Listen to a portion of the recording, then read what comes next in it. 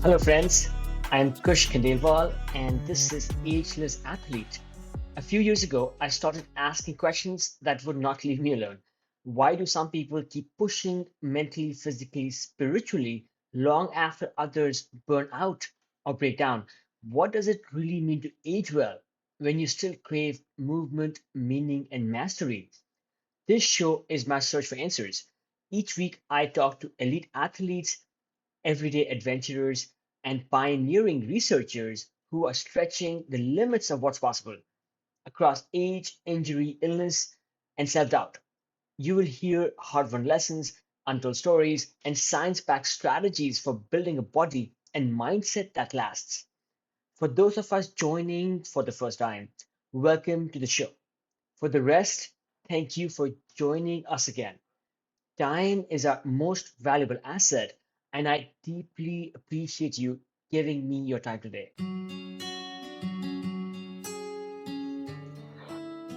Welcome back to another episode of Ageless Athlete. Today we are in Lander, Wyoming. Lander may be the least populous state in the US, but it is home to the endless expanse of the Rockies, a mecca for world-class outdoor sports, including some of the best summertime limestone climbing that the US has to offer. We are here to meet with Kris Hampton, an artist, coach, climber, and a masterful storyteller. Chris's path to becoming a respected figure in the climbing community is nothing short of extraordinary. From a challenging upbringing in a tough Cincinnati neighborhood to homelessness to incarceration, Chris found his salvation in climbing. This discovery became the catalyst for a series of transformations that would shape his life in powerful ways. What makes Chris's story particularly captivating is the diverse path he's taken. He started by cleaning floors at a climbing gym in exchange for membership, eventually becoming a route setter and working his way up in the climbing industry. His background in underground hip hop significantly influenced his approach to business, modeling his climbing ventures after successful hip hop labels. In this episode, we will explore Chris's coaching philosophy, his approach to balancing multiple passions, and his insights on how older athletes can continue to push their limits. We will look into the importance of intentional practice, the role of responsibilities in an athlete's life, and the value of having a wide range of skills and interests. Chris's story is not about just climbing, it's about the interconnectedness of life's experiences. His rap name Odab, short for Off It, came from a joke song he wrote about climbing, which unexpectedly led to performance opportunities.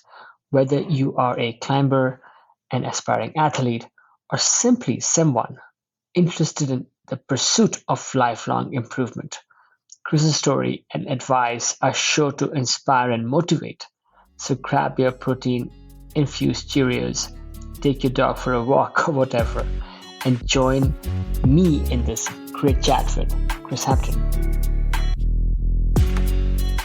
I am in Lander, Wyoming. This is where I live. It's not where I've always lived, but it's where I've been for the last 7, I think, years.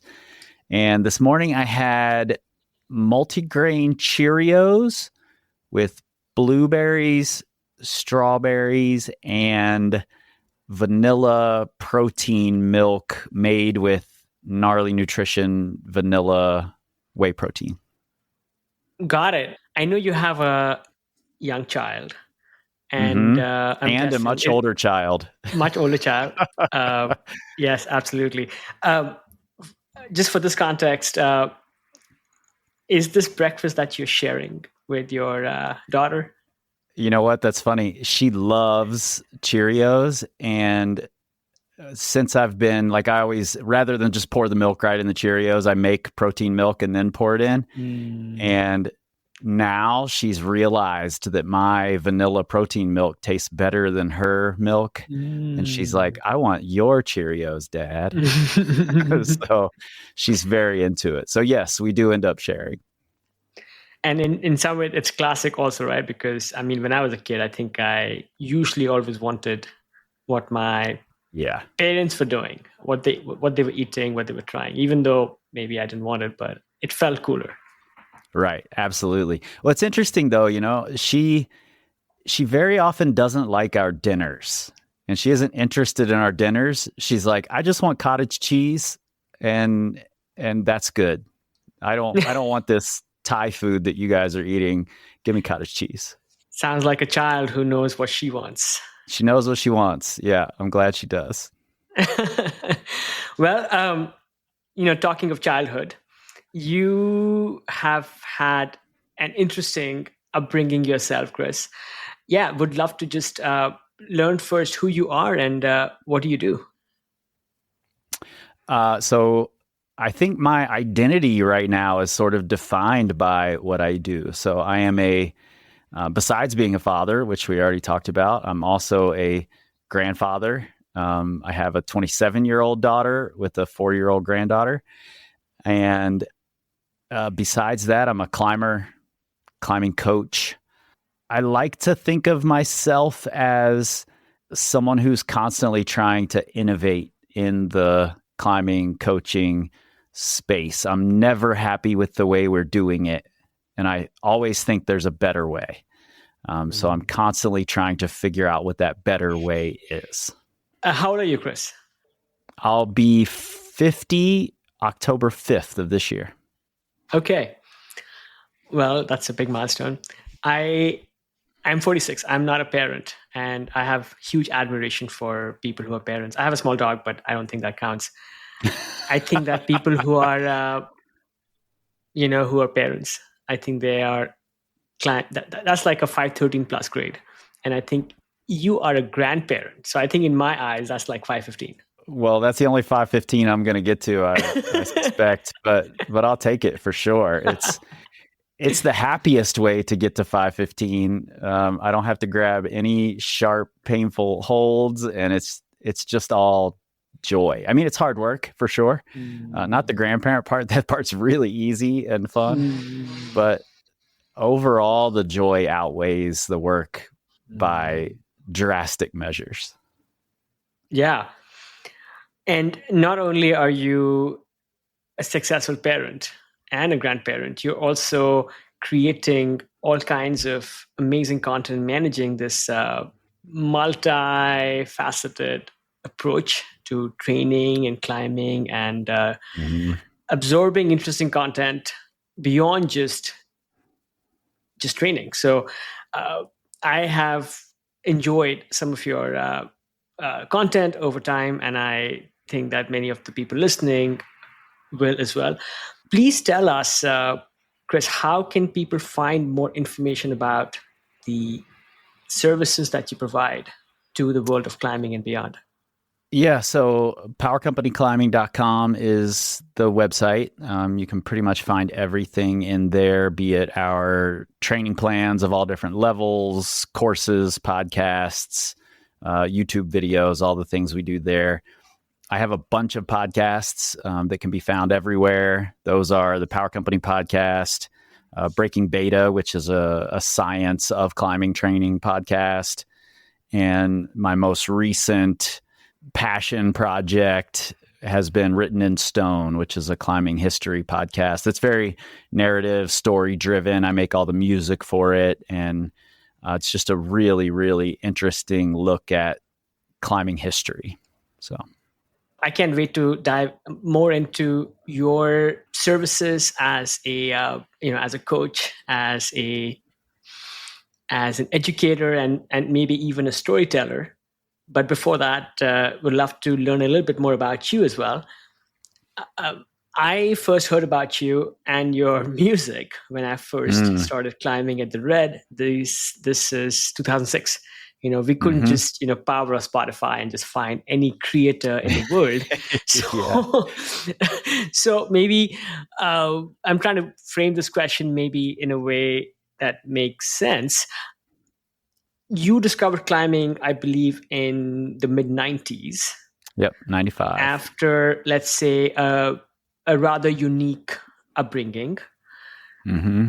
Um, would love for you to just uh, paint some color into what brought you into climbing. Sure. And yeah, let's just start with that. Okay. Yeah. I grew up in a pretty bad little neighborhood in Cincinnati, Ohio. Um, it didn't seem bad in my youngest years. In fact, it was really great in that there were tons of kids my age. We played in the streets all the time. We just ran around like little mad children, and it was really great in that regard. But it was a pretty low income neighborhood, a lot of drugs, a lot of fighting, a lot of parents who were getting involved in things that took them away from, paying attention to their children, whatever that was, different things. And I had a little brother. I have two younger brothers, a really young one. My youngest brother died when he was 3. And that sort of sent my mom into a spiral. And we, from that moment on, just never saw eye to eye. And she had a young boyfriend at that time. My dad had left when I was, 11 or 12. And her boyfriend was only 10 years older than I was. And when I was 16, we got into a big fight. The boyfriend and I did, and I ended up going to juvenile detention. And once I was released from juvenile detention, I just never went home again. So I lived under a metal slide in a park. Like, I can still hear the rain on that metal slide in my head. And I never missed school that year that I lived under the slide. I still worked full time at a Kroger, which was a grocery store. And I just really tried to keep sight of, I'm not going to let this stuff define me, But I fell into the neighborhood, and I ended up realizing I was really good at stealing cars and stealing car stereos. And I went down that path and ended up, shortly after I turned 18, getting caught and sent to prison for 4.5 years. But I was what's called shock probationed, meaning they sentenced me to the 4.5 years. And then after I'd been in for a couple of weeks, they sent me a letter that said, we're going to let you out in 6 months. You're going to be on intensive supervision probation for the next 4 years. And then I got that down to 3 months by having a job while I was locked up. And pretty much the week I got out of jail, I went to the climbing gym, and it's like, I need new friends. I need new surroundings. I have to start over. And the climbing gym represented that for me. Kris, this is remarkable. So, sorry, how old were you when you left home? And you said you were living under a slide. So is this a slide, Under like a slide, yeah. the playground structure we see in the kids' area in parks? Yeah, it was like a really wide metal slide, probably, the width of, it was probably 6 feet wide or something. Short, but wide. So I lived under that thing. That was my shelter when I was 16. I left at 16, right after my 16th birthday, actually.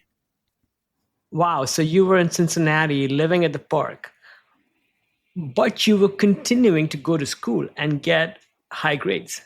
Is that, to me, I don't know enough about the culture in Cincinnati back in the day, but was that common for somebody who was on one side, No. conventionally struggling, No. but also scoring, high performance in academics? No, I don't think so. I had several people helping. I had friends whose parents would let me, come over in the mornings and shower and get ready for school, things like that. I had a friend who I lived in their greenhouse through the winter because it was warmer in there. And then at school, I had a couple of teachers who knew what I was going through, but who agreed not to say anything and to just, help me along. And they're extremely helpful in the scenarios where it's like, I couldn't get my homework done because it was raining and I live outside. That's so they would totally understand those things and give me time to stay caught up and to stay on top of things.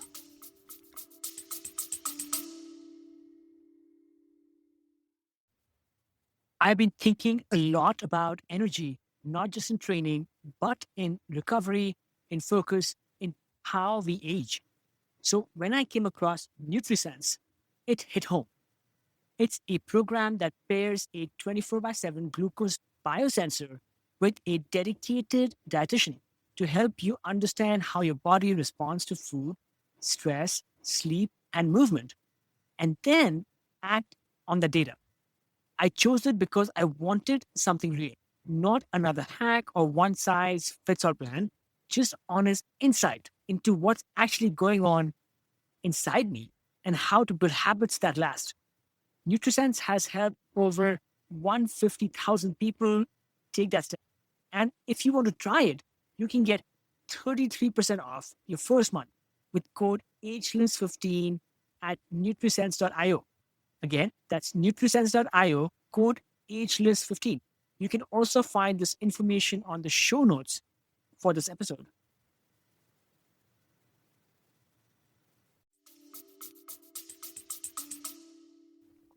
I'm sensing maybe beyond just fundamental compassion. They might have also noticed some latent drive and maybe in fire in you that they invested in you. Yeah, to I think so. And that sort of really came to a really important point in my life that was shown to me in a really strong way by a woman named Casey Denoma, who was my probation officer when I was released, because I got into trouble again. I didn't get rid of all of my friends. I was still making bad choices, and I got in trouble and I violated my probation. And in the hearing for the probation violation, the judge asked if she wanted to say anything, and she stood up and she flat out lied to the judge about these things I was doing, these good things. And I'm standing there looking at her like, what is she talking about? Does she have me confused with somebody else? And the judge says, I don't normally do this. I'm going to give you another chance. And we walk out of that courtroom and we're walking down the halls of the courthouse in Cincinnati. And I'm like, why did you do that? You just put your career in jeopardy for me. Why? And she said, I see something in you. Don't make a fool out of me. And that was it. I was done. That was, I'm straight and narrow now. I'm not, I'm just going to be a good kid from here on out. Holy moly. I mean, that sounds like a transformational moment because you were party to somebody committing perjury, I think. Yeah. And you saw this person, completely go out on this limb. And maybe that, just lit something in you where you're like, I cannot let this person down. Absolutely. Yeah. I sort of saw it as the teachers. At least this is my my thinking, looking at it in retrospect. I think I saw it as the teachers doing their jobs. And I knew they cared about me and I knew they helped me, but they were doing their jobs. And this woman broke the law, risked her career. And for some reason, that was the thing that said, wow, this person believes in you more than your grandparents do, who were amazing people and helped me a ton, but they were my grandparents. So it was like they were doing their jobs, This woman risked everything to say, I believe in this kid who I have no attachment to otherwise. I'm curious now, did you keep in touch with that teacher over the years? And I'm wondering if they had a chance to see your evolution and maybe they listen to your podcast. I don't know. Well, I did keep in touch for a while. I mean, we were together for 4 years because she was, she was my probation officer through the whole thing. But then years later, I was actually performing in Washington, D.C. on New Year's Eve. I was opening up for a rapper named Aesop Rock, who was kind of a famous underground rapper, still is, one of the best. But I was opening up a show for him on New Year's Eve, and I was at a mall shopping, and I see her walking through the mall in Washington, D.C. And I went over and I said hello, and I got the chance to say, you changed my life. I don't think I would be standing here today if it weren't for you. Yeah. Yeah. That is so powerful. Okay. Moving on. That gave me goosebumps. Somehow you also managed to craft a music career and a career in art in crafting murals. So by the way, like I mentioned, I was also at the Red in the mid 2000s climbing a bit, and just must have missed maybe. Were you giving any live hip hop or singing performances at Slade? No. Back in I the don't day? know. I'm bad with dates. I've performed there quite a bit, actually. I performed at a lot of climbing festivals all around the country for a few years, but I don't know what the dates were that I was putting those things out. Certainly in the early 2000s, because I believe the song that brought me here to Lander, I put out in 2007, I believe. Maybe 2008. So I believe I was performing around the Red at that time. I think I have seen just some maybe alternative or like rock concerts at climbing or let's say outside festivals. I haven't seen I wasn't fortunate enough to see your performance. I'm curious. You were performing music to a mostly white audience. I think in For those sure. times. Yeah. And I'm curious, how was the reception you got? And then I'm also curious, like, were there things about the climbing community that you learned as you were performing with them, to them, that kind of also shaped your journey into climbing in a way? Yeah, that's a good question.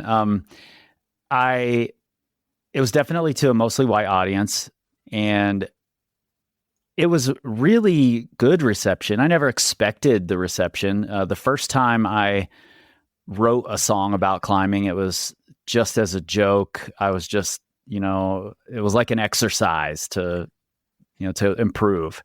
And I was having a tough time in the studio one day, and the guy who ran the studio, his name's Gino Black. He's still a producing artist. He's in Cincinnati. And I'm in the studio and I'm like, I need to loosen up. So let me do this silly song that I've written about climbing. And it was a song about off-width climbing. And I recorded the song. Unbeknownst to me, there were several people in the studio at the time. I'm just in the booth by myself. And they're listening to what's coming through the monitors out in the control room. And they're hearing me talk about off-width, and they're like, what is off-width? Like, what is he talking about? But they recognize the like passion of it. So when I walked out of the booth, they started calling me off-width. My rap name was something totally different at the time. And that ended up getting shortened over the next few weeks to ODub, OWOW. And that name stuck as my performance name. But I put it on the internet, and it kind of just exploded. And within the first, I don't know, maybe 6 months of putting a few songs out, I got a message from the marketing manager at Prana, and they wanted to fly me around to events and have me perform at these climbing festivals. And it paid for a lot of climbing trips and was so much fun. And ultimately ended up, it's the way I met my wife. It's the way I ended up here in Lander, Wyoming. So the music and rapping about climbing, which was started as a joke, it changed my life in a lot of really interesting ways.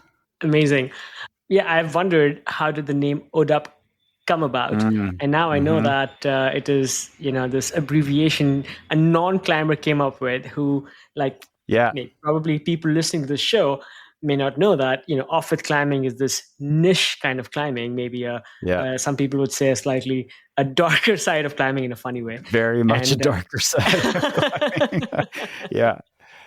A darker, definitely a cultivated love kind of climbing. One other thing about your singing, Kris. So, were you singing about? So you were singing about climbing, but were you singing? Did you incorporate some of your, let's say, hardscrabble life, your interesting life? Did you bring your personal story into your singing as well? And if you did, curious, how did that resonate again with this? I think, from my sample of one point of view from climbing those days, mostly privileged, white male, who may love listening to hip hop, but really had no idea what life was on the other side of the tracks. Yeah, that's an interesting question, because I think to the outside listener, it seemed like a similar story to most of what they were hearing in rap music at the time. It wasn't by any means, because I'm still, even if I was living a tough life, I was still a white kid in a society that very much, helped white people along in a way that it didn't help people of color. So it was very different in that regard. But I think the listener who was just a casual hip hop fan or listened to it on the radio saw it as a really similar story. So I did bring a lot of that in. I was a rapper outside of climbing way before I rapped about climbing. So there was a lot of that baked into my music, and people really didn't. I think climbing was also still a little bit of a renegade sport. At least people thought of themselves as renegades, even though maybe they weren't. True. But it's a radically different landscape now in climbing. Yes, it is, and I think maybe people have been able to come forward more with their stories, struggles, informed by everything else that they're learning. So I think there is a capacity for the social sphere to be more accepting. I think back then, I think people would want to hang out with you and learn everything about you, as long as, in my experience, as long as you fit in. And it's okay. Right. So we can, it's such an interesting time, and I'm, I can't keep you all day. So just moving along a little bit, you came into climbing, and at some point, perhaps you made climbing, let's say, the focal point of your life. But then you also brought, and interesting again, a career in art beyond music. You were also a mural painter. Hang on. So on mural painting, I live in a city which is full of murals. So is this, I'm guessing this is a legitimate, sorry, I don't know enough about mural painting. Were you being commissioned by the city or by maybe by corporations to go and paint art? Or was it something else? Yes, sometimes. Most of what I did was private. So it was in people's homes as opposed to in commercial spaces. We definitely did do projects for the city or for businesses that were, more public facing, but the vast majority of what we did were in high-end homes. Got it. That makes sense. I mean, you were not just, again, maybe doing something which was this was within the confines of the law, lack of a better word. Oh Like you yeah. were doing Oh yeah. like a pretty legitimate kind of thing. Hmm. Okay, moving on. So, Kris, you discovered climbing. I think you mentioned you got out of incarceration. You Hmm. joined a climbing gym and you started. So, was there, let's say, a light bulb moment, or was it more gradual when you decided to make this such an important part of your life? Well, I think that happened much later, actually. I guess I saw it more as a way out of my current situation at first. It didn't take long before I was in there every day, and the manager of the gym at the time, his name was Chris Eklund. He said, "Why don't you vacuum the floors in the mornings, and then you don't have to pay next month?" So I started vacuuming the floors, and then eventually I worked at the gym, and I was root setting at the gym, which is a drastically different thing than root setting these days. But it sort of just wormed its way into my life, but I still never saw it as a potential career, as a viable career, as something I could make money from this climbing industry. It was still just this hobby or passion that I had. It wasn't until much later that I was already writing a training blog that had gotten pretty popular, and had already been making music, and saw that, I can get paid to go climbing if I find a way to incorporate it with other things I'm interested in. And then I got a shoulder injury that sort of opened me up to time away from mural painting. The government was paying me to not go to work, so I had time to build a business, and that's how it really became like, this is my whole life now. It's my job, it's my passion, it's everything I'm doing. A lot of people back then would write these archaic things called blogs. I had one too, I think, somewhere. And, because we just loved climbing, or maybe the experiences so much. But you maybe invested a bit more in that little hobby, and you took it further because maybe you realized some kind of potential in this. Maybe Yeah. the fact that you saw this audience who were learning and absorbing your content, giving you good feedback. And I'm just sensing if there's a thread between how you were able to take maybe just early beginnings as uh, disseminating information, to what you were doing before that as a painter, as a performance artist, where you are able to learn something, and then you're able to kind of turn it around and provide value to others, and create maybe some kind of a flywheel. I think the question really is that correct, in a way where you have some talent Yeah. of being able to take I something and think then you blow hit it on up? it, Kush, when you said learn something and then, pass that on to other people. I really love learning. I love improving, whatever it is, whether it's improving at being an MC, whether it's performing live, whether it's making podcasts, whether it's climbing or coaching or whatever it is that I'm doing. I love the idea of getting better at it. And I want to help other people get better, because I know there are lots of people out there who want to improve. And that's, I had been a gymnastics coach prior to being a climber. So, and that's a whole nother lifetime and a whole nother strange story of how I got into that, because I was, again, one of the lesser privileged people in the gym. It's a pretty privileged sport to be able to be a gymnast. And I became a gymnastics coach. And then once I was a climber, I was like, I have to treat this the same way as gymnasts treat their sport, which is, you're all in, you're always trying to improve. It becomes your whole life. And that led me into writing this blog and wanting to help people improve at climbing, which just snowballed over and over again, and is now this thing that, employs several people and pays my bills and their bills, and has just become this really great community of people interested in improving.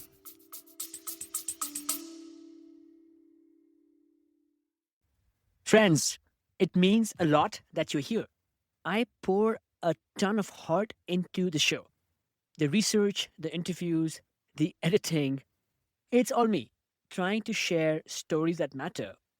If Ageless Athlete has ever made you feel seen, inspired you, or just kept you company on a long drive, or better, over a run or a bike ride, I would be so grateful if you considered supporting it. Even a small amount helps keep it going, helps keep bringing the show to you for free. You can chip in at buymeacoffee.com/agelessathlete. Again, buymeacoffee.com/agelessathlete. You can find the link on the show notes as well.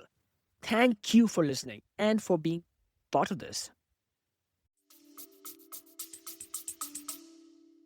Beyond your skills of being able to learn and give back, I also sense maybe a high degree of empathy that you have perhaps. And I listened to a podcast that you did with a visiting climber from India, Prerna, and Prerna. That struck a chord with me. By the way, congratulations, Prerna. I saw she just got married, so congrats. I did not know that. Congratulations, Prerna, as well. So I noticed that your questions were really good, and you were able to again connect with Prerna in this special kind of way. I'm wondering, does your background coming from all of these experiences also help you connect with your clients in a similar way, where you're able to see all these different shades of light that people bring?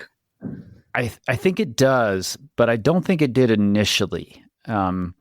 Initially, I was very much the pull yourself up by your bootstraps person, because that's how I did it. And I'm like, that's how everyone has to do it. No one needs empathy no one needs help. I wasn't recognizing that I myself had all of this help. I was looking at the you did this yourself kind of angle. But once I really internalized that and realized you had a lot of key people helping you along the way, have you ever been a key person for someone? And can you be a key person for someone? And I don't know if we can purposely be that, but we can purposely put ourselves in the situation where we might be that. There still has to be the reception from the other person, but I do think it's a really important thing to strive for. So if I can provide someone with a level of understanding, or even just listening, that they may not feel they've gotten for whatever reason, maybe I end up being that key person for them. Or maybe I just set them on the path to find that key person, whatever it is that they need, that they're looking for, whether they know they need it or not. That's what it's come down to for me. I am very much still I'm going to do it myself. I don't need help kind of a person, whether that's true or not, probably definitely to a fault.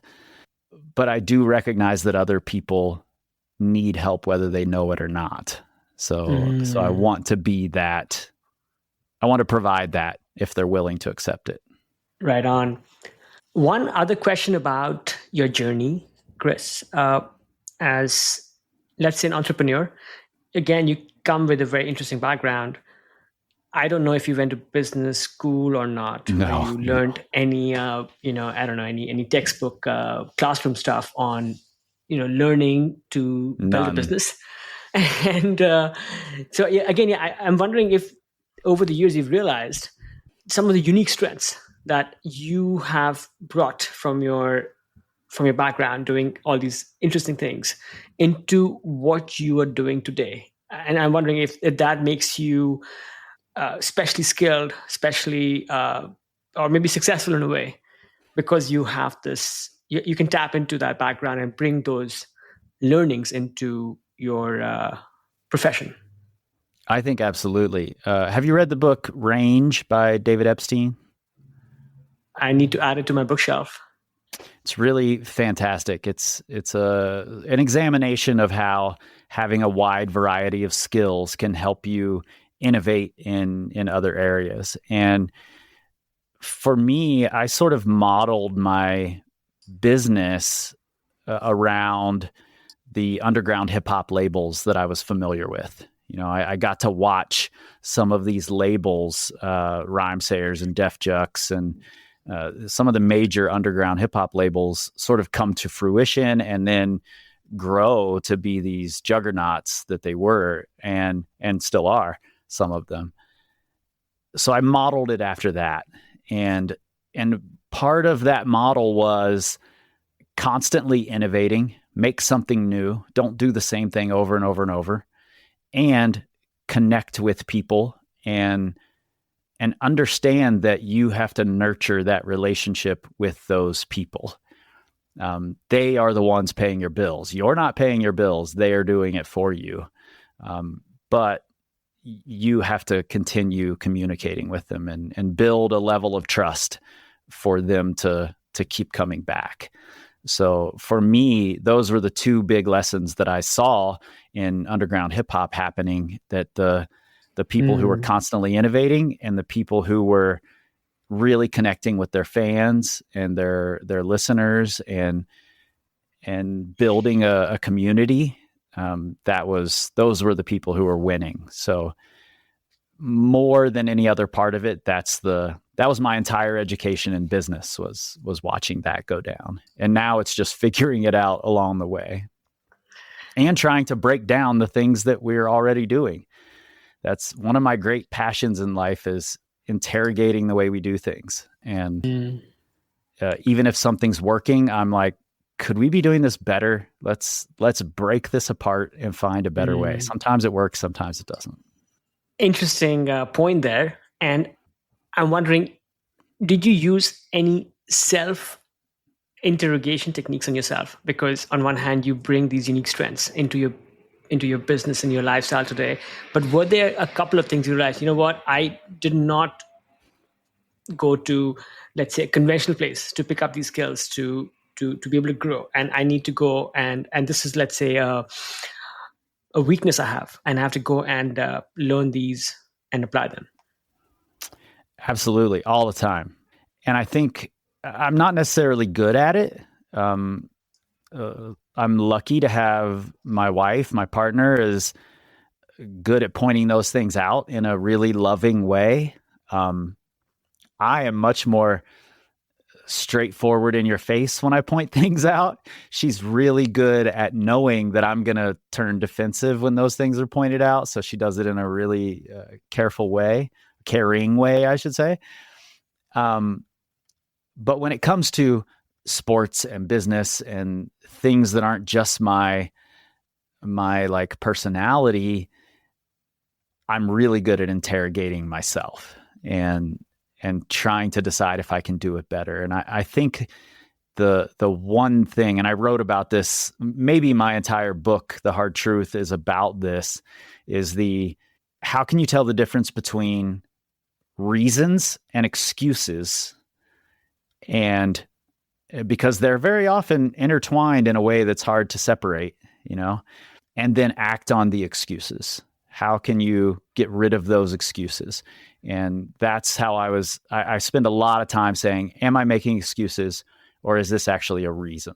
You have a very interesting, let's say, palette of things that you do, between the things I do know about. I heard your podcast, and you have more than one, and you also have a coaching business and maybe some other things. So what pays the bills?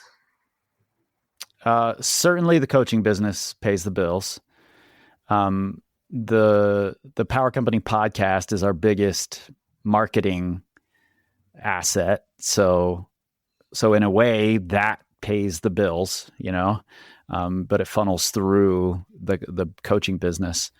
All of the other things are passion projects that make money. I'm very lucky to have been able to cultivate a life where the people who've paid attention to the things that I do trust me enough that I can do something different, and they'll still support it.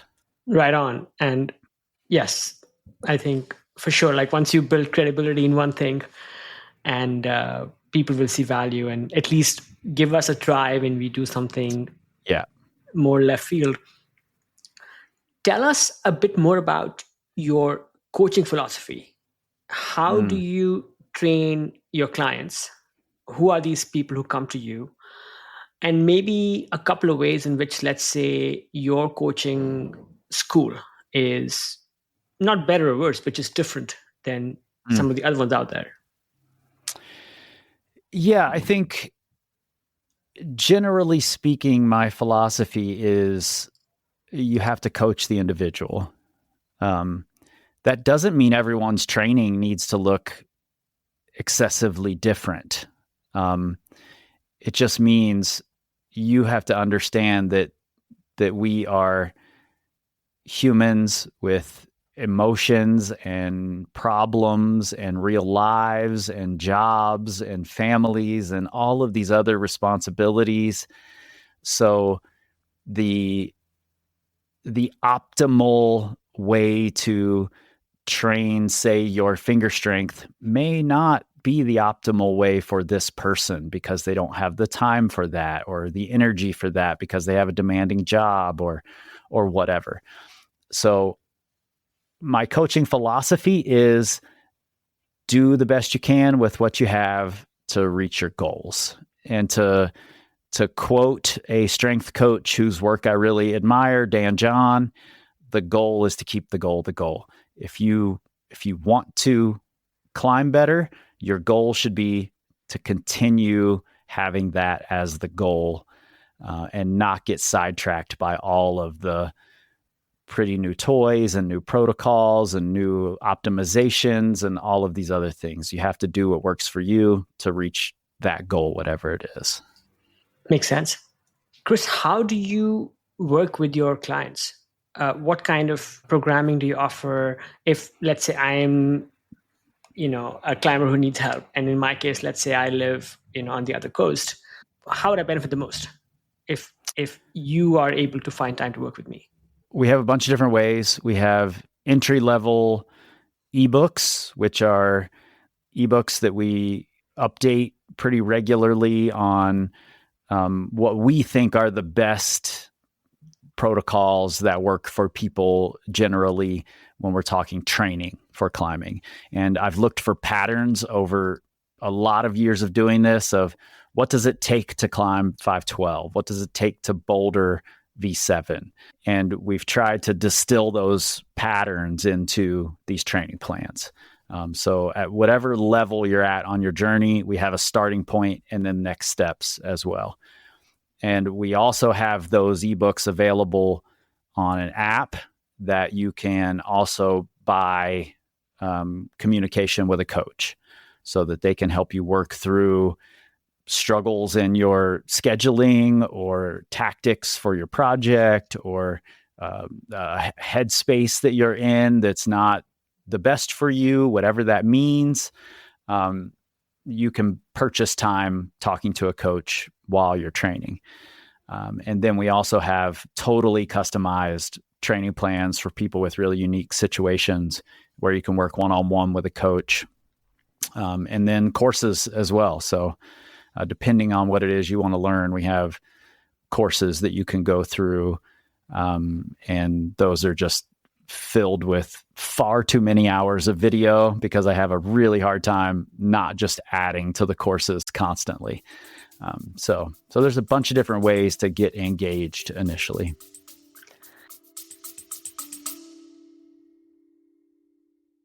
Hello, friends. Just a quick break. This is not an ad. If you have been enjoying these conversations, I would love for you to subscribe to my newsletter. It is where I go deeper, sharing stories, reflections, and behind the scenes insights that don't always make it into the podcast. I write about what I'm learning from elite athletes and how to stay ageless in body and mind.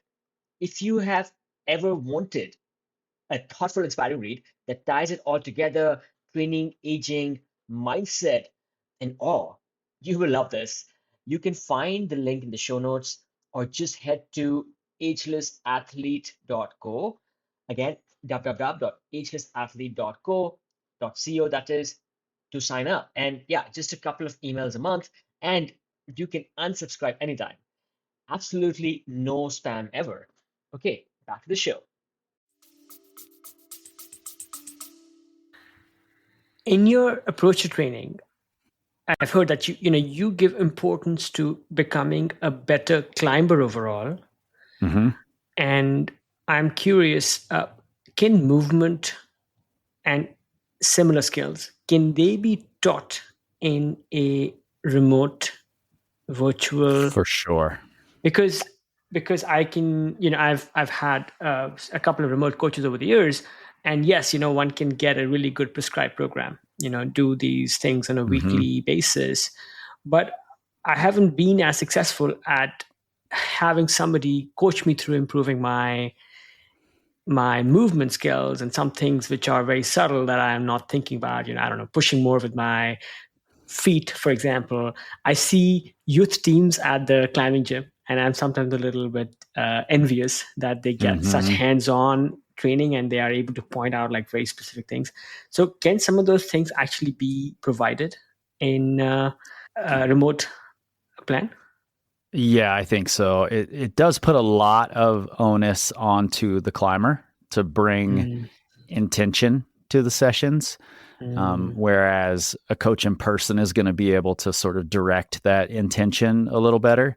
So if you have the ability to work with a coach in person, specifically for movement things, tactical things, I think that's a really powerful way to go.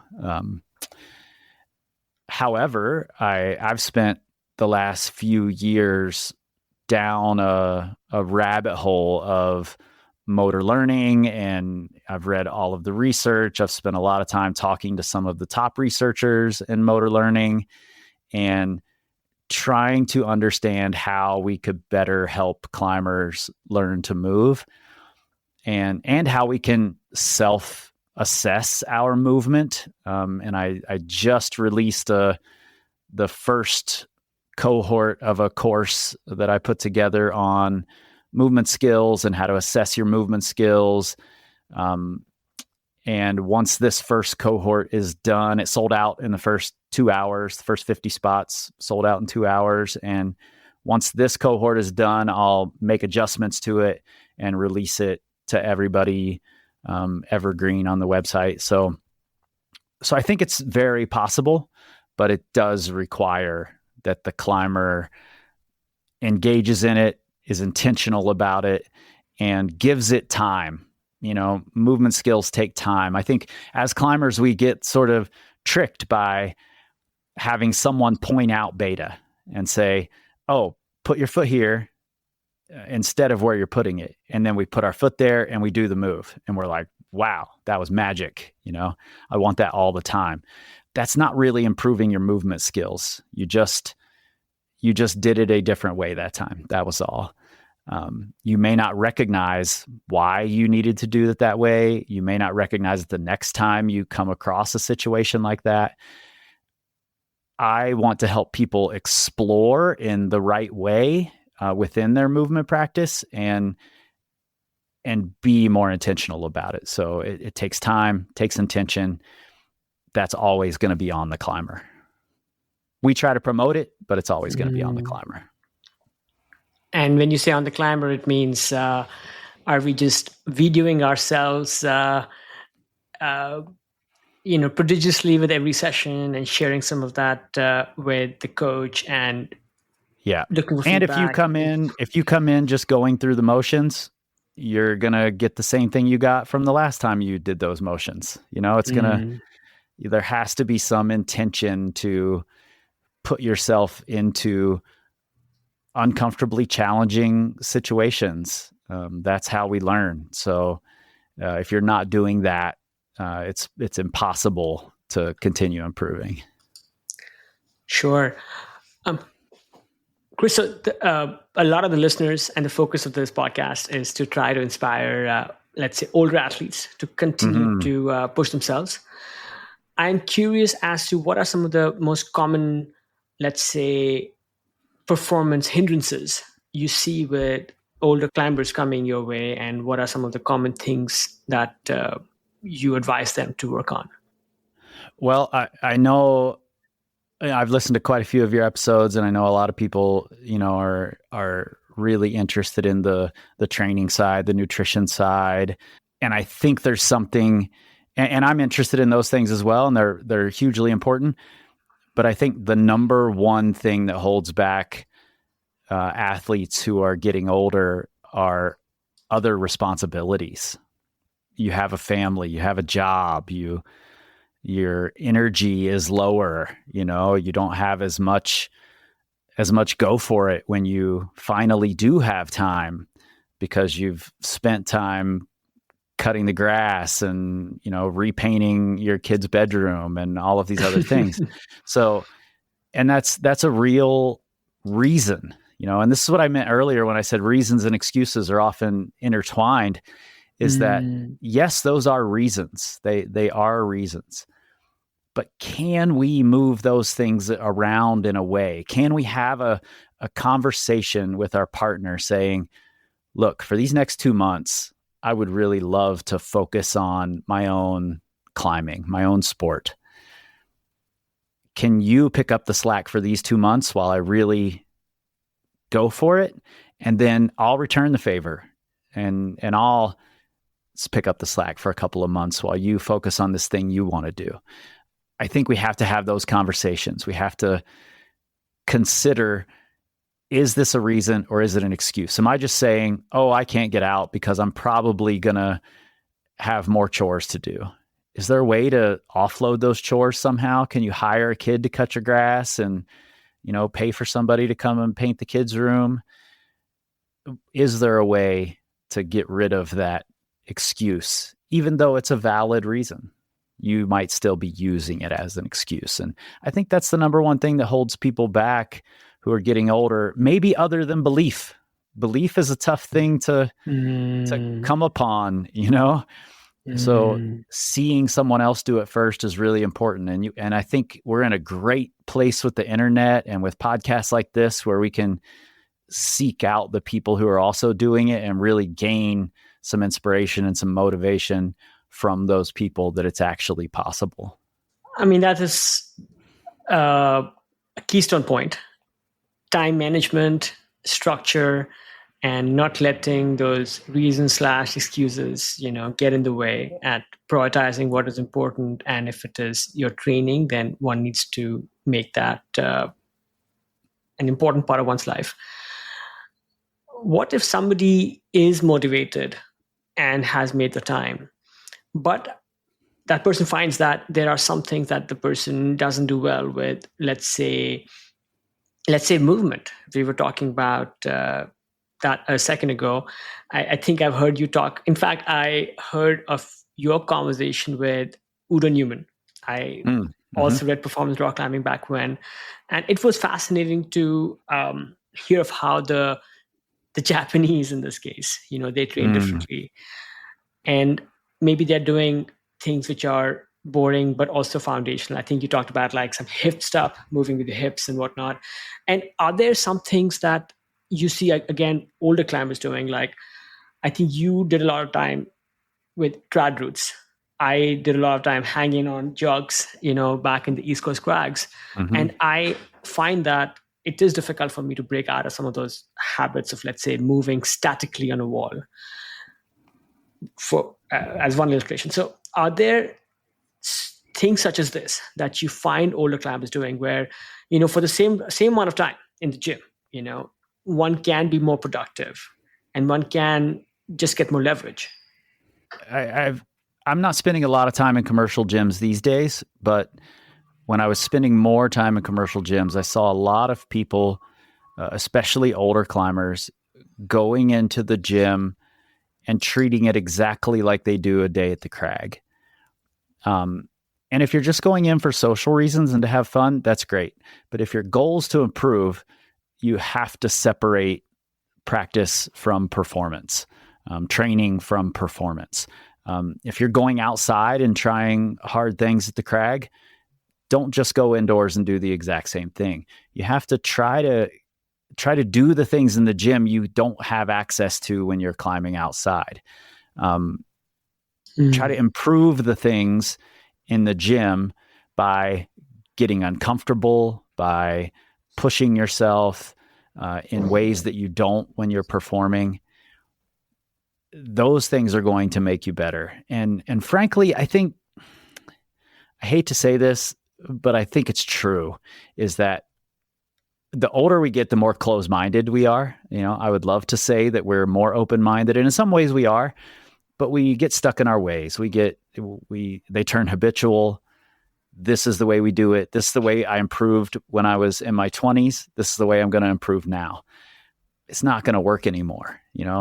Things run their course, and we have to switch things up. And if we're open-minded to new things, we stand a lot better chance of improving, and frankly, being happier. I see a lot of old grumpy climbers out there attached to the way climbing was 10 years ago, 20 years ago, and not able to be happy about it anymore.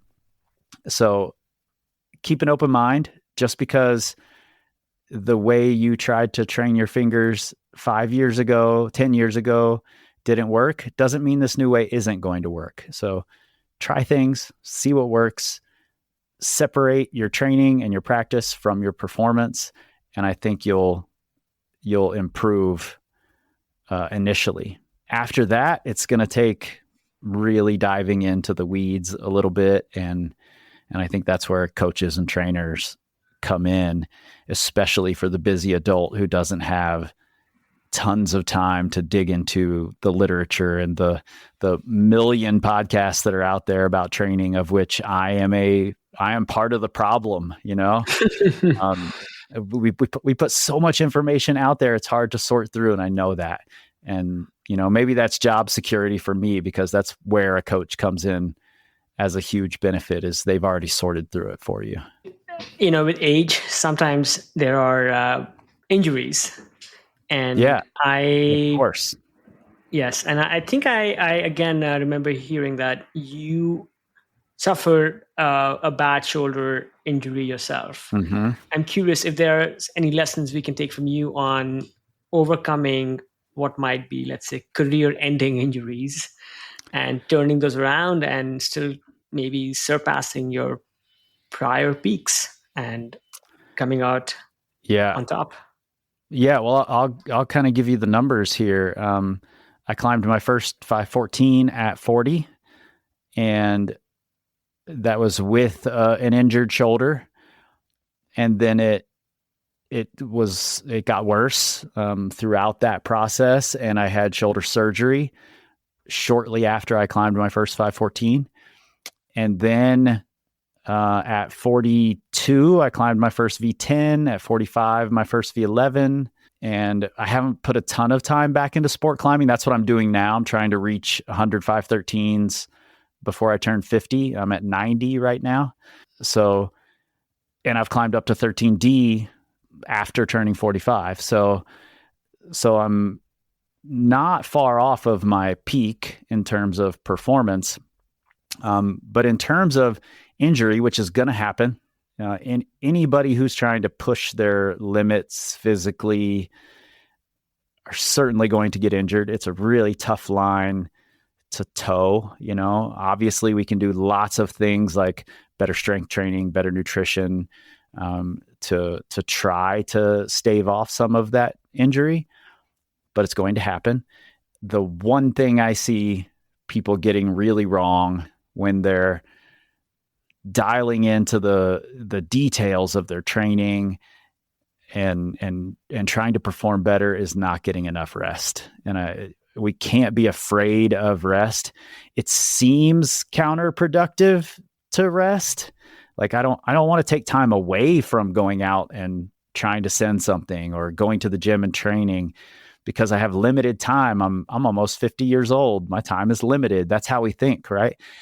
But those rest days are building you back up, preparing you for the next hard day. And if you aren't resting, you're never getting really high intensity, high quality work in. So rest is such a massive part of it, whether that's resting between sessions, whether it's sleeping at night and figuring out a way to get better sleep, which I will tell you right now is hard with a 2-year-old.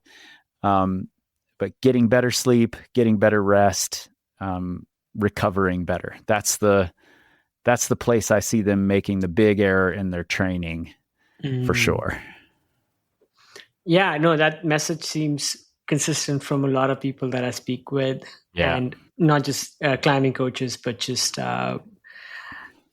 experts from all across the fields of human performance, which is some of those foundations with sleep, etc. The injuries, let's say, with you as case in point, you had this bad shoulder injury, and then you have remarkably managed to exceed prior performance goals. What helped you get past your shoulder injury? Was it really good doctors, really good physiotherapy, just a lot of time spent in making your body stronger? Curious, what lessons can we get from you? Yeah, I think it's a little of both of those things. But with the doctors specifically, I would say I did have some really great doctors and physical therapists, but I also advocated for myself in those situations. And I think that's something a lot of people miss is that the doctors don't know everything about you. They might know everything the book says about a specific injury, but they don't know everything about you. And I knew there was something catastrophically wrong with my shoulder. And I went to the first doctor I went to, which was just my general doc, to get a prescription to go to the orthopedic doc. She said it's just tendonitis, because she did the normal tests for a 40-year-old person to say, are you actually injured? And she said, nope, it's just tendonitis. And I was like, no, it's not. I need to see someone who has a more informed opinion of this. And she sent me to an orthopedist, and he said the same thing. It's just tendonitis. And I said, no, it's not. You're giving me this strength test. I'm stronger than you. You can't push my hands down, even if I'm injured, period. Like, you didn't ask if it hurt. It hurt a lot to resist, but you just told me to resist. So that's what I did. I need to get either another opinion, an X-ray, an MRI. I need whatever the next step is to see what's wrong with this shoulder. And finally, they said, oh, you're right. Your shoulder's totally destroyed. We need to do a surgery. And, not everyone needs a surgery. I'm not saying that, but advocate for what you believe and what you think you need, and then have a conversation with them about, maybe you're totally misinformed, but you'll never know if you're not advocating for yourself. So I think that part's really important. And I did that all the way through my physical therapy. My physical therapist was great. She was also a climber, and really let me take a lot of the lead in how we're doing things, and she would just pull me back in the right direction if I was going somewhere else, and make sure I got the things I need. But I advocated for myself. And then beyond the doctors, I continued the physical therapy from, at first it was really light loads because that's all I could tolerate. And then rather than stick with that typical physical therapy, light loads and bands type of work, I knew I was stronger. I knew I've been weightlifting since I was 15 years old. I knew I could do more. I talked to my physical therapist. I did more. And then I just continued that on throughout. And once I was released from therapy, I'm still strength training a lot right now because I need this to get back to where it was. So, strength training is the best injury reduction that we have. I won't say it's injury prevention because I don't think we can ever prevent it, but it's the best chance of injury reduction we have. And it's the best, it's the closest thing we have to a fountain of youth. And we need to make ourselves more robust if we want to do more intense, more challenging things. So strength training was such a massive part of coming back from that injury and not listening to the people who just say, you have to baby this injury. I don't think that's true at all. I hear a couple of things very clearly. One is being your own advocate. Mm-hmm. You have to, because many of the medical specialists that I see, I have to be careful about, because they will, unless they are pushed, they will treat you as just another patient who comes through the door, not understanding some of the unique stresses and demands that, let's say, a rock climber or another, let's say, niche athlete puts on their system. And the second thing, of course, is strength training acting as perhaps a shield of armor, which can go a long way towards protecting us from more damage. Well, I'll give you a quick example of the advocating. My shoulder injury was a work injury from mural painting with my arms above my head, for many, many hours a day. It was just an overuse shoulder injury. And add that to climbing, it was a problem. For my physical therapist, who I told you was a climber, I just said, Tammy, what's the goal? What's the goal of my physical therapy that the government says, because they're paying for my rehab, what is the government's goal here? And she's like, for you to get back to work. And I said, well, what's that mean? Mm-hmm. And she said, you need this level of strength. These are the markers we're looking for. And I said, that's not good enough. I am not interested in how do I get back to work. That's just step one. Right. So even if we're not continuing this physical therapy, what are my next steps? How do I get this back to as robust as it was, or as close to as robust as it was when I was 16 or 17 years old? That's what I'm looking for. And she helped me lay out that plan while the government or insurance or whatever it is paying for it, so that I know what to do next once I'm released from all of that. And unless you're advocating for yourself, the goal might be something you're not okay with. Those patient intake forms that they have you fill when you go to doctor's office, they seem so antiquated because they keep referencing things back to work. I don't think they get they get modernized, because the term work is such a ambiguous term. It should be closer to, are you able to achieve, let's say, desired performance outcomes? Yeah, whatever your lifestyle is. Yeah, exactly. Yeah. And I'm sure many people listening, have that classic story where they went to a doctor for physiotherapy, and the physiotherapy said, "Oh, you know what? You have knee issues or ankle issues. Well, you should stop running. You have shoulder issues. You should stop surfing or climbing." So it just defeats a lot of these things. So one other question here is, and knock on wood, sounds like your shoulder has gotten back to full function. Yeah. I'm curious if any imaging that you have done, if you've had done recently, is somewhat, let's say, contraindicative. Where what I'm asking is, often we find climbers and whatnot, they will have, MRIs and imaging that looks like crazy, right? But because with the dint of hard work, advocacy, all of that stuff, they're able to somehow surprise not just themselves, but also their specialists? Yeah, I haven't had any imaging done, but I will tell you that, within the like shoulder reconstruction I had done, we knew my labrum was destroyed. We knew my bicep tendon was destroyed, and we just didn't even worry about the labrum. I was like, let's reattach the bicep tendon. The labrum, I've read enough studies at this point that I know I can perform just fine, and it might make it even worse if we worry about trying to repair that labrum. So that's probably been that way for a decade. We can just leave that alone. But I haven't had any imaging done, and honestly, I don't think. I mean, my shoulders are so healthy at this point. In fact, that one is the more healthy of the two.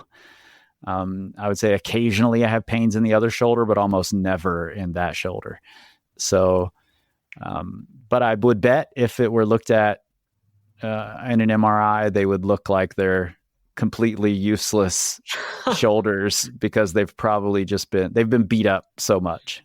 Do you have maybe one or two stories of clients, again, like say older masters athletes, that you can share with us, where the work they did with you or the work they did with themselves to maybe reach or surpass their athletic goals was just transformational, where even you were like, wow, I mean, I did not expect this person to bounce back, and now look at this person.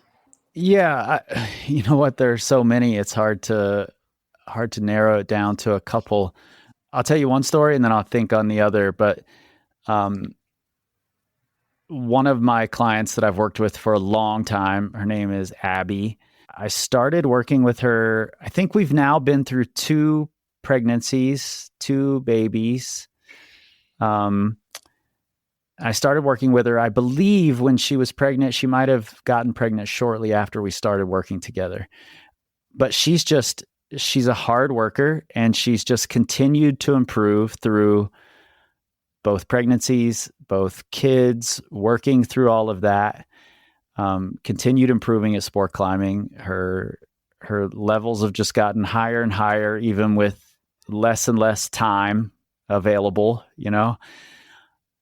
And then just recently, she switched into trad climbing. She got really excited about trad climbing and has really dove headfirst into learning that, which is hard for someone who's climbing, upper 512 to say, wow, this 510 is really hard for me.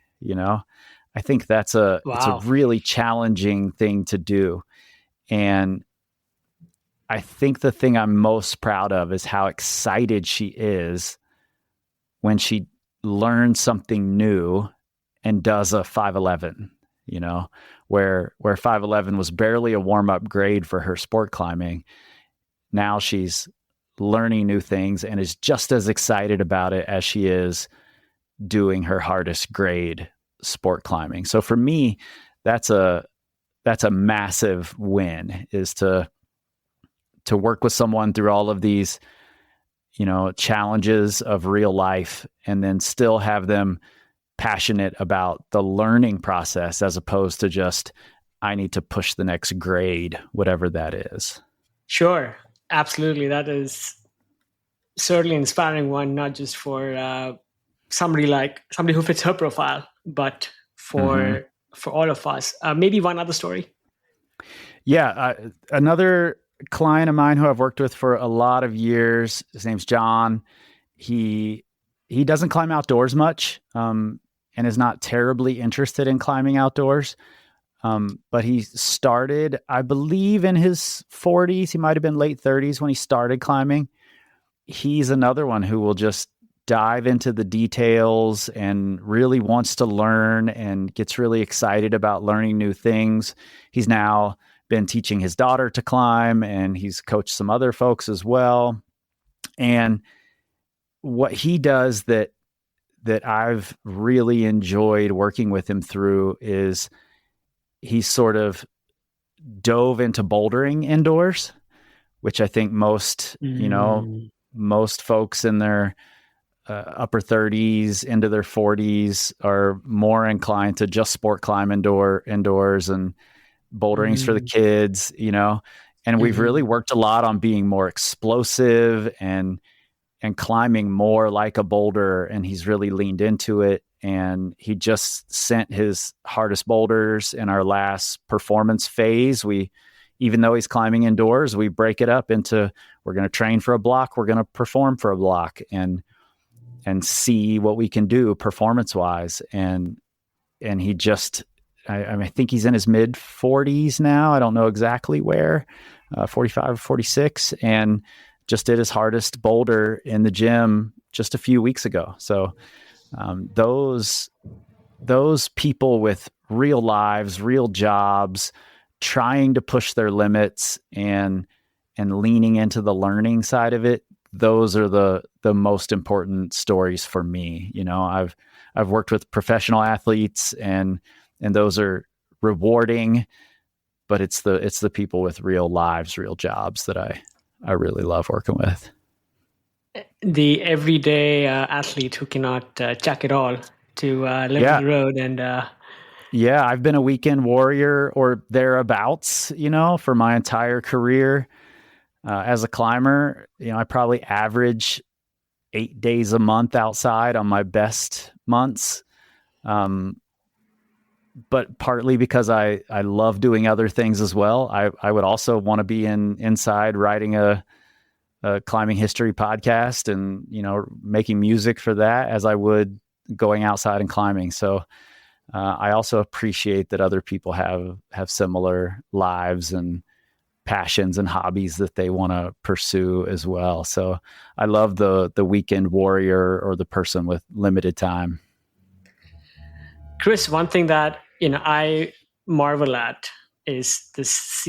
Maybe your seeming, at least from the outside, ability to juggle so many fronts. Business, podcasts, education, father, all of those things.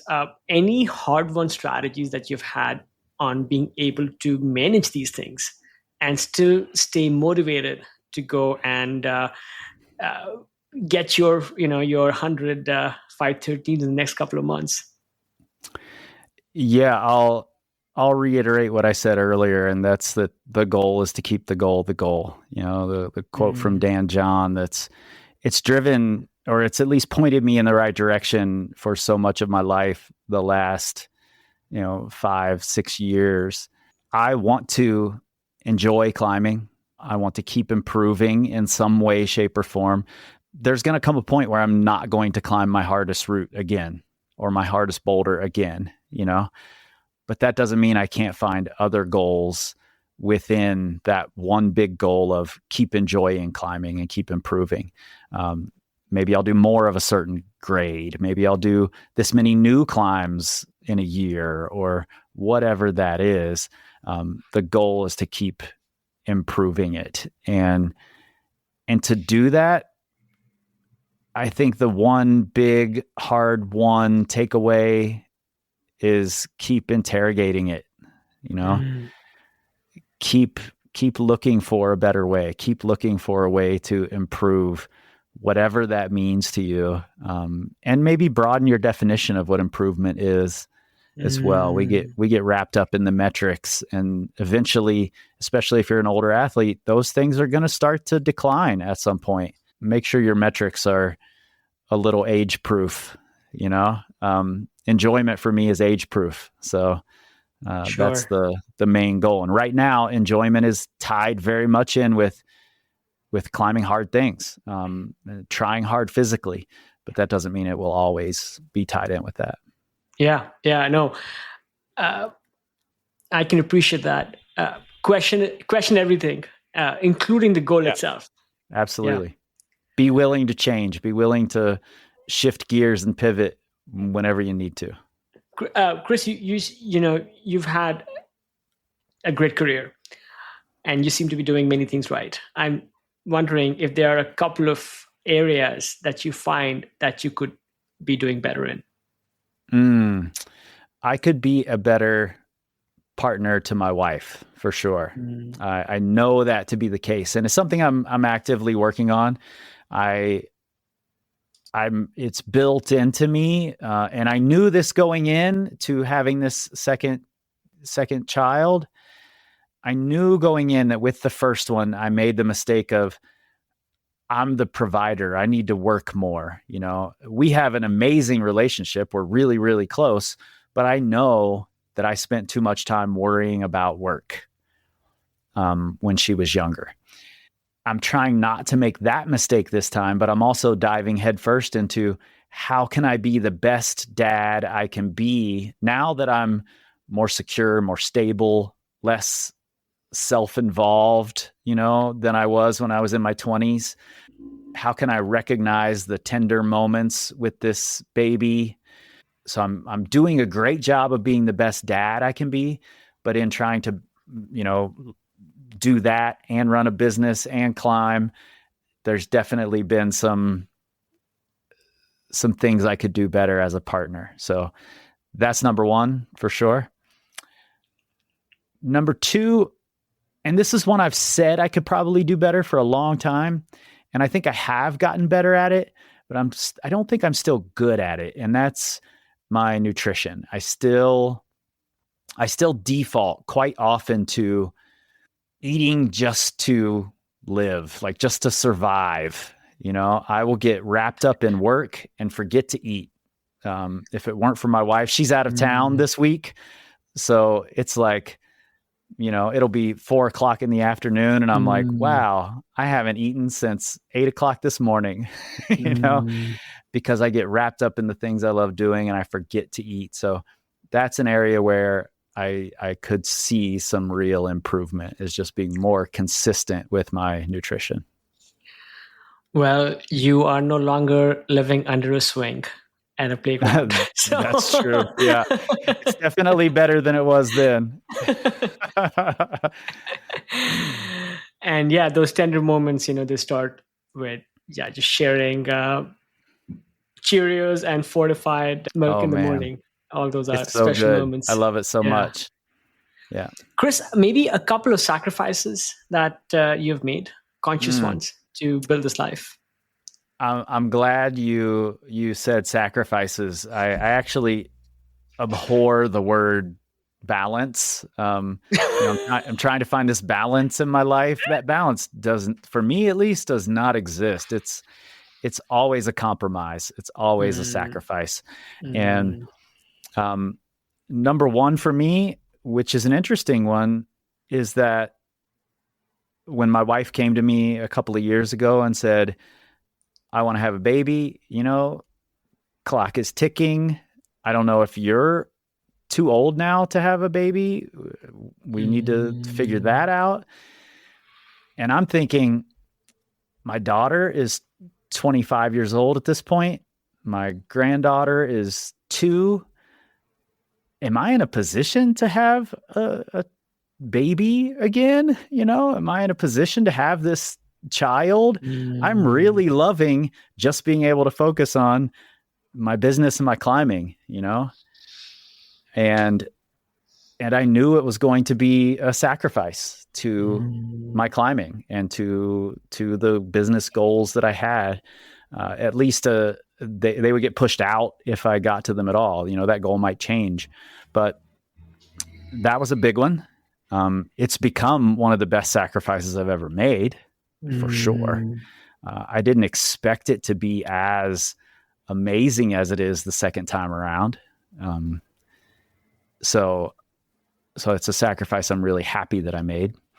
The other one, I would say, I know that I could be a better climber if I worked a regular job and went climbing. You know, if I didn't have to worry about business, if I wasn't completely addicted to making new things and, you know, reimagining how we're doing things, I know that if I just worked a 40-hour-a-week job, I would be a better climber. I would have more time to go climbing. But I love making things, and I love reimagining and interrogating and innovating, and I have to do it. It's more important to me than food is, as we just discussed. So I have to do it, but it's a sacrifice to do it because I know I could be a better climber. I know I could climb harder things if I had more days outside, more time mentally away from all of these things I want to create. Perhaps your seeds of creativity and of design were sown quite early with the things that you got into. So those are probably things that you are just ready to, Kris, at this point. You it's just such an inherent part of you. Yeah. One other question. Somebody gave you this profound gift when you were young by allowing you to get out of the legal prison system, maybe a new lease, if I may. Mm-hmm. I'm curious, what is the greatest gift that you may have given somebody else? Ooh, I would have to say, giving, this sounds, I don't like saying it this way, but this is what I'm going to say. Giving the gift to my wife of her being a parent. It was not, I didn't need to be a parent again. I had done it. I had done the best I could at it, and I did a pretty damn good job of it. But I didn't need to do it again. She really wanted it. And like I said before, I love it. I'm absolutely, it's the greatest gift I gave myself too. But I gave it to her initially. So I think that's it for me. The gift that you granted somebody else had this beautiful way of perhaps resonating back into your own being. Yeah. Kris, nearing the end of our time, you've been so patient. A couple of fun questions before we wrap it up. Yeah, let's do it. You mentioned how you are, let's say, not as focused on meals. But what is a food that you could eat every day? I'll give you two. Pizza in almost any form. I love it. And strangely enough, Chef Boyardee spaghetti and meatballs. I could eat it just about every meal every day if I had to. Sure. Have you bought into the new kinds of, let's say, plant food inspired pizzas? Like I have a couple of cauliflower crusts sitting in my I love freezer. them actually. Yeah. I love them. Pizza is one of my favorite crag foods actually. I'll just take a pizza and load it up with vegetables and cook it and take it to the crag with me. But the cauliflower crust pizzas I prefer at home because the crust doesn't stay crispy at all. When you take it to the crag, it gets really soft, but I do love them at home. I love the thin cauliflower crust pizzas. Yeah, delicious. What is perhaps one simple, maybe a mundane thing that you do almost maybe every day that gives you outsized value? Ooh, a mundane thing I do almost every day that gives me outsized value. This is a good question. I learned this from a book called Work Clean by one of my favorite hip hop writers, Dan Charnas. This book was about high-level chefs and how they organize their kitchens and organize their lives as a result of the way they organize their kitchens, because they don't have the luxury of making a thing and spending a lot of time on it. They have to make a thing and put it out, and it gets immediately criticized, And I love this idea. So one of the things I do every day that I think sets the stage for being my best self the next day came from that book, and that's at the end of the day, I organize my workspace and clean it so that it starts the same way every day. And I have one Post-it note of the tasks I'm going to finish tomorrow. And that's it. And that way, when I get to my workspace the next day, I have all of my tasks on this Post-it note that I wrote at the end of a day so that I'm not over ambitious about what I can get done. And it's starting the same way every day. And for me, that really sets me up for being productive. That is a powerful habit. I try and do something similar. Yeah. I like to make a little cheat sheet of things I want to accomplish the next day. And I've learned over time to temper down my my expectations. But if I have something to start off with the next morning, I think it helps bring some structure to my day. Yep. And final question, Kris. You are like me, you obviously geek out on climbing literature, climbing media. Yeah. What is perhaps just one book that you would recommend to somebody listening? And also, what is maybe one piece of climbing media in forms of, let's say, a climbing video channel or a climbing movie that also you would like to share out? Can I say my own book? Your own book and... Okay, so my book, The Hard Truth, I think is will help you interrogate your own methods. And I think that's something we should all be doing. I really love climbing biographies. Most of them are terrible, to be honest. But I read Steve McClure's biography recently, autobiography, I guess. That's when you write it yourself, right? I read Steve McClure's in preparation for season 1 of Written in Stone, and it's the best climbing autobiography I've ever read. It was amazing. I can't remember the name of it off the top of my head, but incredible.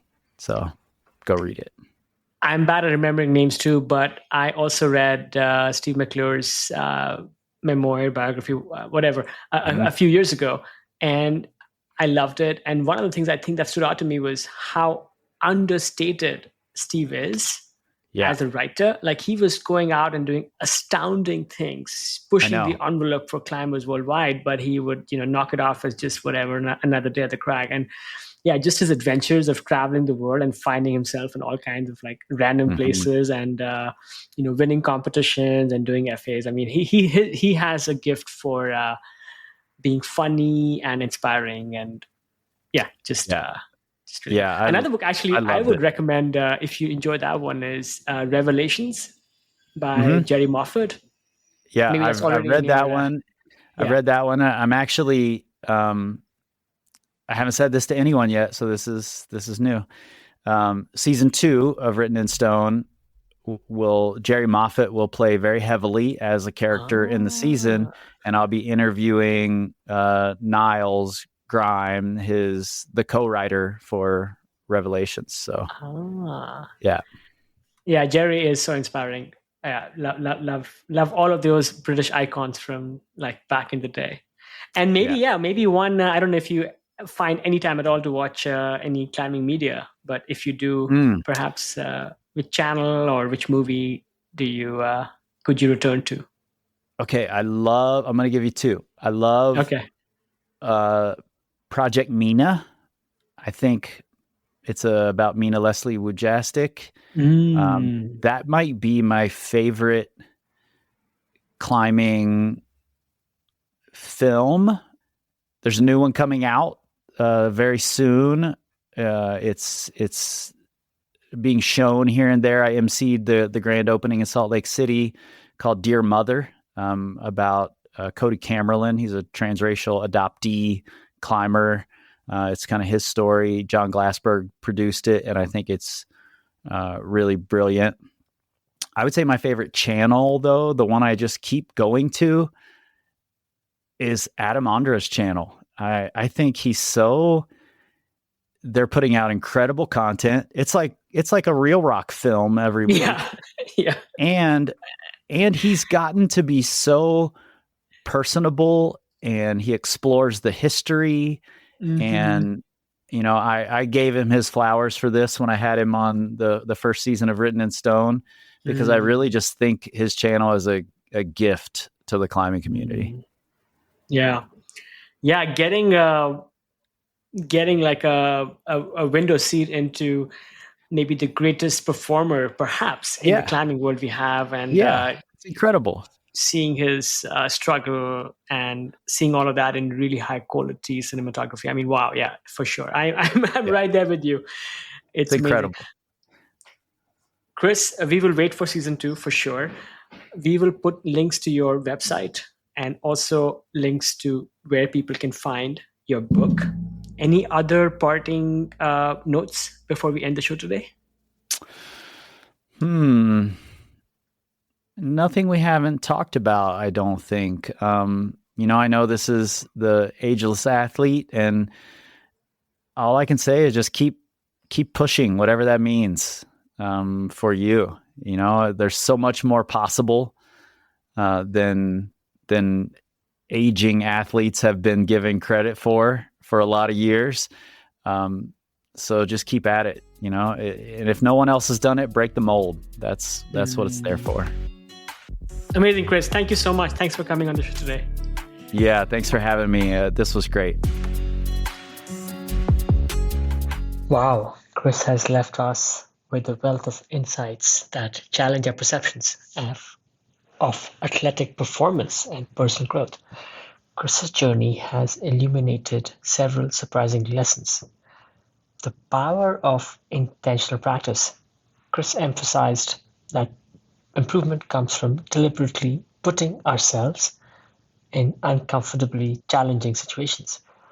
It's not just about going through the motions, but about being mindful and purposeful in our training.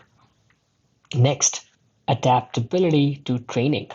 Kris highlighted the importance of evolving our training methods as we age.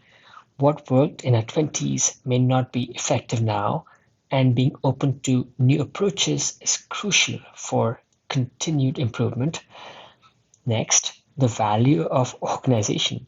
Kris shared a simple yet powerful daily habit of organizing his workspace and planning for the next day. Finally, balancing multiple passions. Throughout the episode, we saw how Kris's diverse interests in climbing, music, and coaching have intertwined to create a unique and fulfilling career path.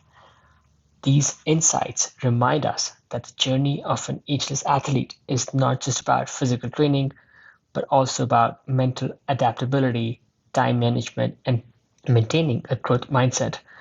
We hope this episode is going to inspire you to reassess your approach to training, challenge your excuses, and embrace new methods of improvement. Remember, it is never too late to reinvent yourself and pursue your passions with all the vigor you can muster. Thanks again for joining us on the Ageless Athlete Podcast. Until next time, find your unique path, push your limits, stay curious, and embrace the journey of lifelong growth. Stay ageless, my friends.